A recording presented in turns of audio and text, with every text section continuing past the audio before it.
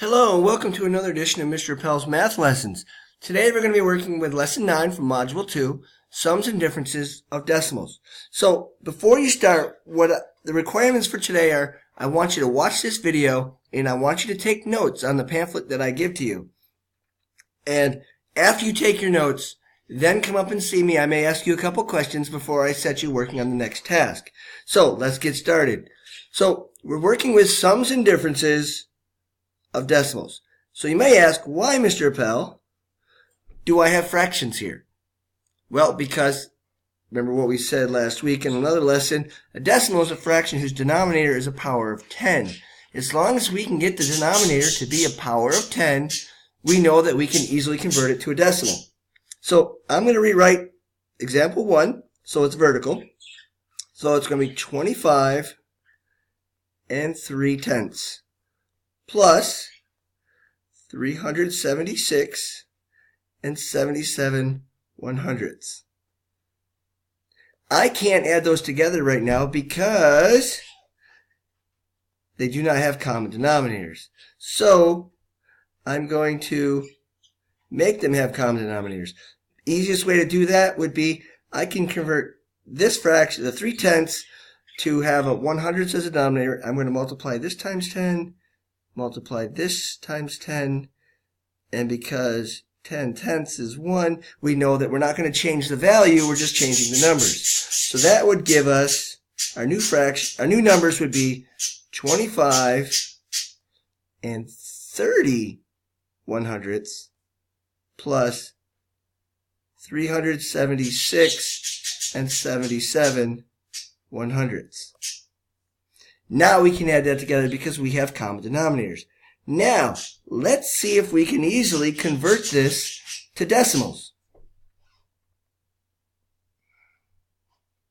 And I think we can because, well, I know right here, I can just read this number, 25 30/100. Well, I can just write that as a decimal, 25 30/100.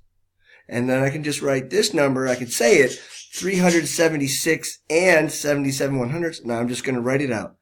376 77/100. Add those together.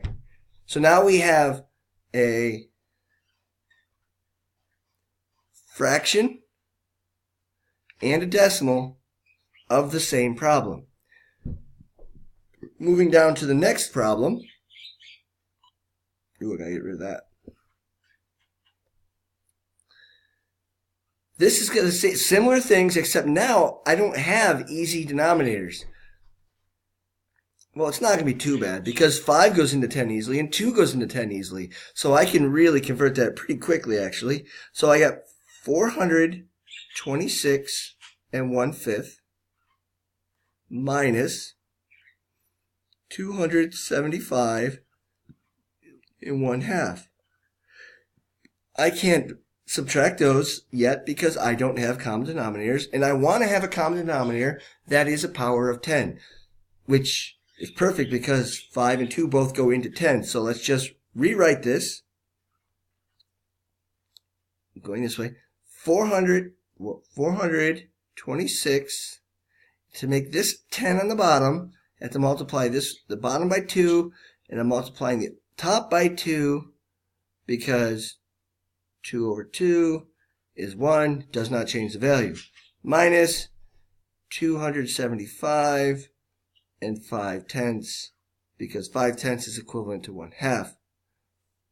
Okay, there. We have the problem set up as a fraction.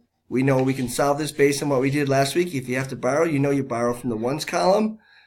That would be a 5, and this would become 12/10. Remember, because when you take 1 from here, it's the same as 10 in the next place value.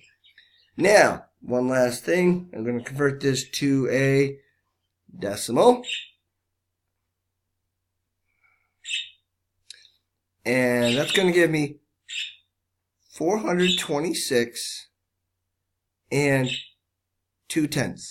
That's what we started out with.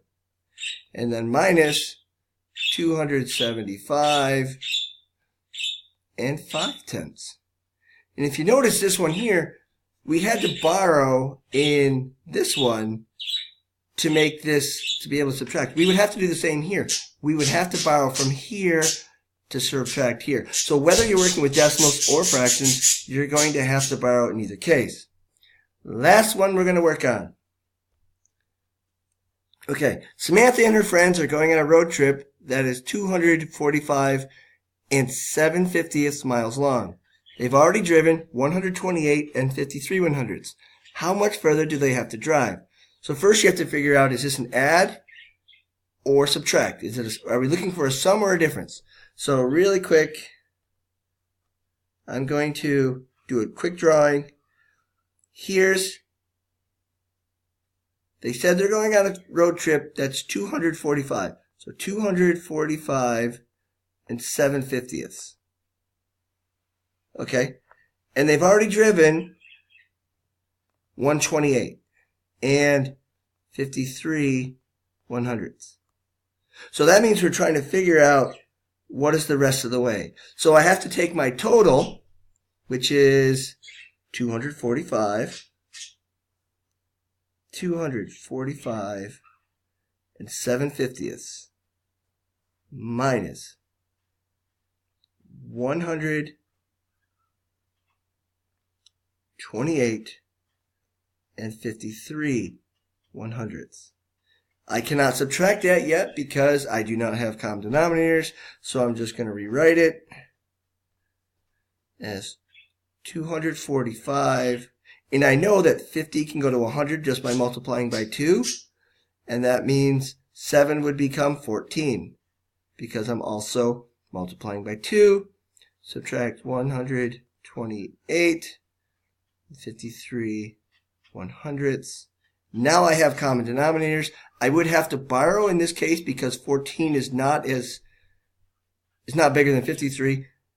I'm also going to convert this over to decimals. So like at 245, we don't have to do much work here. It's just 14 100ths. If you know your place values, it's easy to write that. Minus 128 and 53 100ths.